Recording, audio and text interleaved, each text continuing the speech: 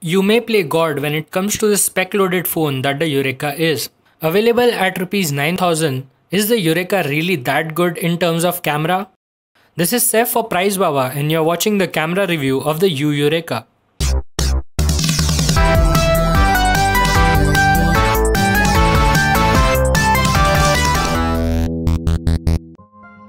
We are looking at the 13 megapixel IMX135 Sony sensor, which provides an aperture of f2.2. You will notice the aperture playing its role in these pictures. Stunning background defocus in the name of a bokeh never fails to impress the masses.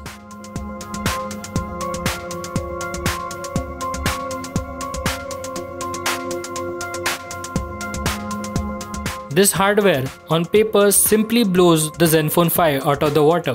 But it is a bull charging towards the Redmi Note with the same megapixel count and price. However, Yureka does has an upper hand because of the Sony tag it carries. Making use of the volume button to capture instead of zooming is becoming a norm, and that's a workaround for huge phones like these. But since it is running on cyanogen, it has an added way of customization, and the power button can also be used for shooting.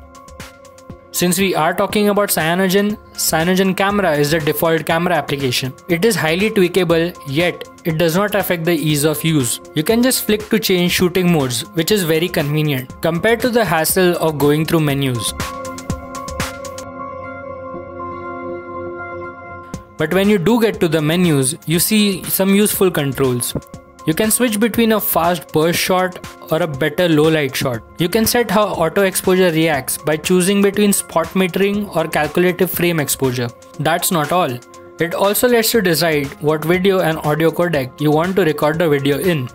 Lastly, there is a built-in time-lapse mode that can be set to a desired interval.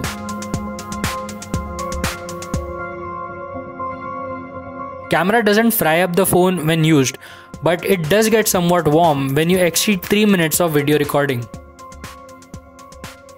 I was impressed with how it captures outdoor pictures in broad daylight. The ISO performance is average and the images might appear to be grainy. But the Yureka has a great control on focusing, giving you some sharp focused shots. Talking about focus, touch to focus is buttery smooth, and you will realize that when you shoot a video. It focuses differently depending on what mode you are in. It is quick in photo mode and it focuses gently in video mode, giving a nice smooth transition while getting the job done. The front camera is a 5 megapixel sensor and it is the party pooper here. Smudgy images irrespective of the lighting condition is the first downer. The second one comes from no gesture, smile or voice recognition to trigger the shutter, nor does it has any beautification feature that may have come handy for the selfie generation. It is a no-nonsense front camera that's just there. For the price range it comes from, I loved the images the Yureka delivered. It yields nice looking shots, colors are accurate and the details are sharp. If you watch it on the phone's display, it looks sharper than it actually is.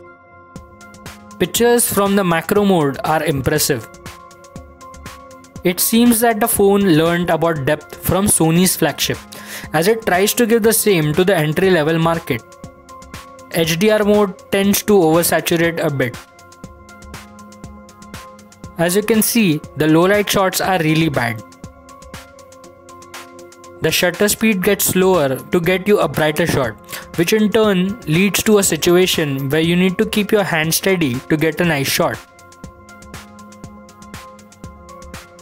Video quality is above average and it will pass your expectations. It tends to be oversharp, but that's fine. It shoots in 1080p at 30 frames per second. You can also shoot in 60 frames per second, but in 720p resolution. That is one of the camera settings, but lack of stabilization gets evident when you shoot at a higher frame rate. Front camera records only at 720p, which might not satisfy video bloggers, but it is not required to be Full HD considering the audience it is targeted at.